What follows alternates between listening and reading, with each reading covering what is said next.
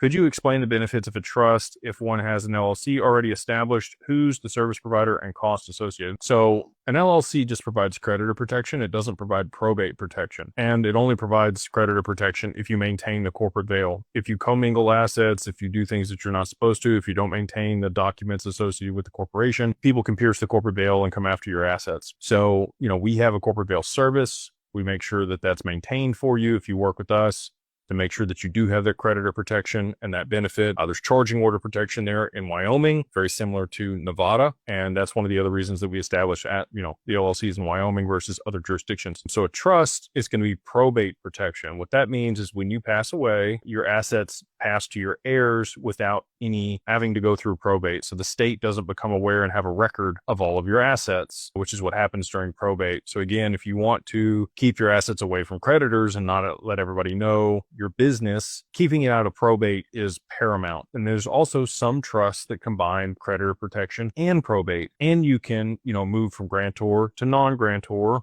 or vice versa, depending on if you gift the assets out of your taxable estate. So trust provides three different things: probate protection, creditor protection, and then also, tax protection, or being able to move it out of your taxable estate, depending on the type of trust and depending on if you want to go ahead and complete that gift. The creditor protection often takes a couple years to season in for a trust. You cannot be in the middle of litigation or divorce or have creditors pursuing you or owe taxes. If you do want to set up an asset protection trust, you're going to have all those things out of the way and not need it. Problem is, most people want to set this stuff up when they need it. They're trying to remove assets or hide assets. Can't do it then. You got to do it before then. It's kind of like insurance or life insurance or health insurance. You want to have that stuff in place before you get sick or before you're in a position where you're going to need it. It's hard to think about that stuff when it's not paramount on the front of your mind. But if you can be proactive and set these things up, you're going to be in a much better position over the long term. So hopefully that provides you a little bit better clarity on what a trust is and the protections it provides and why you may want one.